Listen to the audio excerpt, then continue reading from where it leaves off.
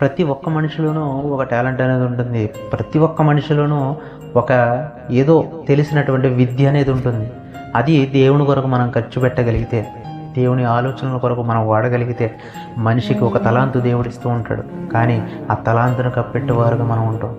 తలాంతులను మనం బయటికి తీయగలిగితే దేవుని పని ఉన్నతంగా జరుగుతూ ఉంది. ప్రియులారా, నీకున్న తలాంతును దేవుని కోసం వాడుతున్నావా? లేదా నీకు ఇష్టం వచ్చినట్టుగా, నీకు నచ్చినట్టుగా నువ్వు వాడుకుంటూ నీ స్వలాభం కోసం నువ్వు వాడుకుంటే దేవునికి కాకుండా మనం పోతాం. అందుకే నీకు ఇచ్చినటువంటి తలాంతి ఏంటో గ్రహించు. ఫస్ట్ నీకు ఇచ్చినటువంటి తలాంతి ఏంటో మొదట గ్రహించగలిగితే దేవుని కోసం ఏం చేయగలము, ఏం సాధించగలము అనేటువంటి ఆలోచనలు మొదలవుతాయి. ఈ రాత్రి మనం నేర్చుకోవాల్సినటువంటి మాట అది. దేవా, నీ కోసం నేను ఏం వాడగలను, నా పరిచర్యలో నీ సేవలో నేను ఏవైతే నేను సాధించగలను, నీ సేవలో నేను భూమి మీద బ్రతికినంతకాలం ఏమైతే వాడగలను అవి నేను వాడాలి.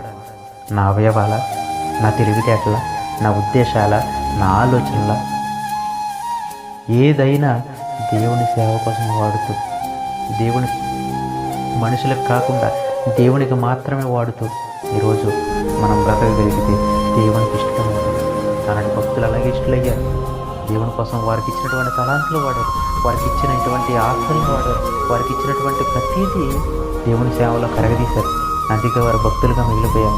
నేడు కూడా మనం భక్తుల జాబితాలో మనం వెళ్ళాలంటే మనకిచ్చినటువంటి అవయవాలను నీతికి సాధనాలుగా వాడుతూ, మనకిచ్చినటువంటి తలాంతులను నీతికి సాధనాలుగా వాడుతూ, దేవా నీ పరిచర్యలో నేను ఎంతగా వాడబడాలి, దేవా నీ పరిచర్యలో నేను ఏ పాత్ర పోషించాలి, ఆ పాత్ర కోసం మనం వెతుకుతూ ప్రాకులాడుతూ ఆ పాత్రలు ఏంటో మనం గ్రహించుకుంటూ మనం ముందుకు వెళ్ళకపోయింది. అలాంటి ఆలోచనలు కలిగి, అలాంటి ఉద్దేశాలు కలిగి ఉన్నప్పుడే మనకు దేవుడు సహాయం అందిస్తాడు. లేదా ఊరికి దేవుడు సహాయం అందించడు. ఎవరికి పడితే వారికి దేవుడు సహాయం ఎందుకు అందిస్తాడు? దేవుని ఉద్దేశాలను మనం నెరవేర్చగలిగేలా ఉండాలి. అప్పుడే మనకు దేవుని ఉద్దేశాలు అర్థమవుతాయి. దేవుడి ఆలోచనల్లో మనం వెళ్ళగలుగుతాం. దేవాని ఇష్టానుసారుడుగా, నీ ఇష్టడుగా నేను బ్రతకాలని మనం అందరం తృష్ణ కలిగి, ఆలోచన కలిగి మనమందరం బ్రతకగలగాలని ఆశిస్తున్నాం.